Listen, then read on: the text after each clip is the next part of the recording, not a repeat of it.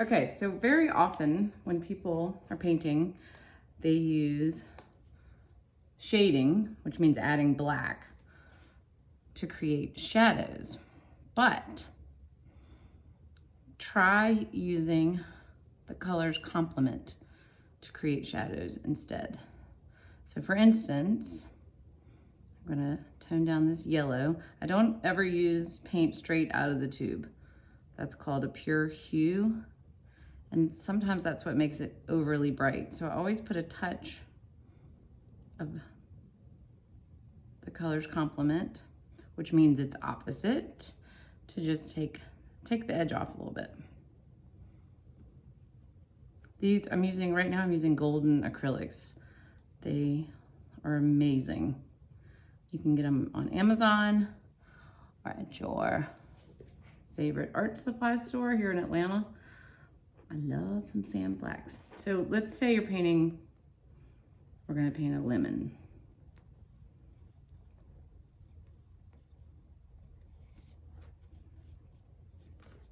And you can use, so tinting is adding white, shading is adding black. I don't even have black paint in my studio. So what I do, instead of adding black to create a nice shadow, you want to add the color's complement, which is its opposite. So the opposite of yellow is purple. Now you can either buy purple or you can make purple. So you get, I'm using, I don't know if I'm pronouncing it right, Quinacridone Magenta and Phthalo blue green shade. There's a green shade and a blue shade, I believe, but I'm using the green.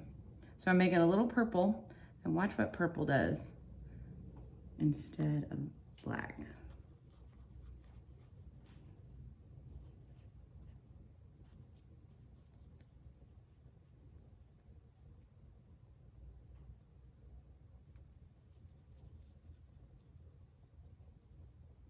See how it gives some depth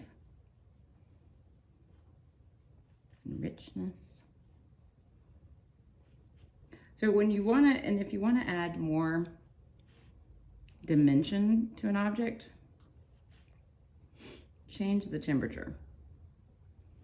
Temperature, when it comes to color, it's relative. So it depends on what it's next to. So yellow next to blue, the yellow is the warmer color. Does that make sense? But yellow next to orange, orange is gonna be the warmer. So let's say I wanna put a highlight on here.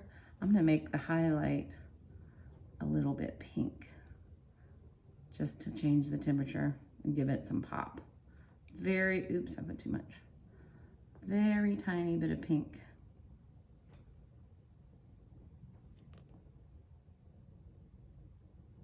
See how it pops just a little bit more?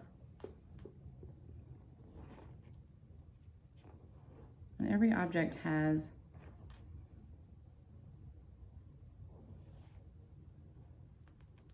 this highlight kind of right near the edge.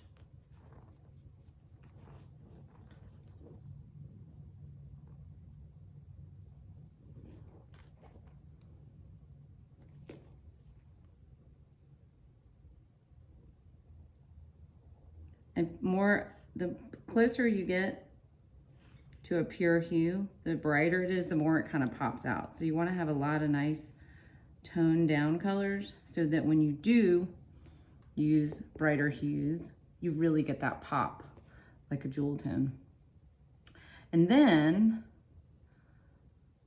usually the color that's in a shadow is the complementary color to the light, the light that is casting the shadow.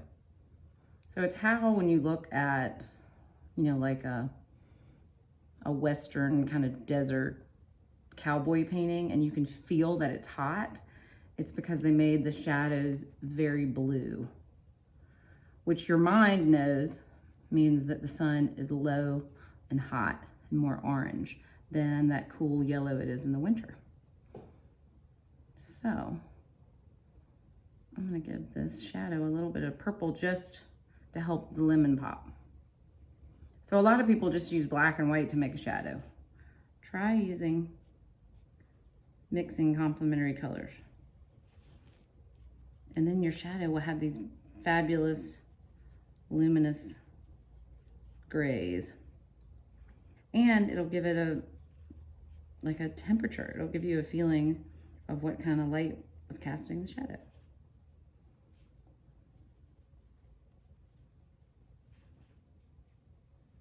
And then one of my very favorite art, I don't know if I'd call it a trick, but Wayne Thiebaud, I don't know if I'm saying that correctly. He's the one that painted all the cakes and candy. I love him. Google him if you don't know who I'm talking about. He likes to put this hot line on the edge of a shadow. And there's some chemistry behind it. I don't know why, but it really makes it pop. So what I'm talking about is making like a bright orange or yellow and putting a tiny amount right where the shadow meets. You can do it where the shadow meets the object. You can do it where the shadow meets the background, but it just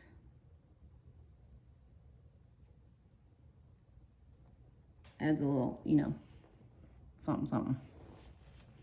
And I like to add just a little pop of color, kind of in random places. But see, isn't that more fun than just adding black? Oh, getting a little carried away. Maybe we need some green in there somewhere. So we're gonna list the colors that I'm using, these Golden Acrylics.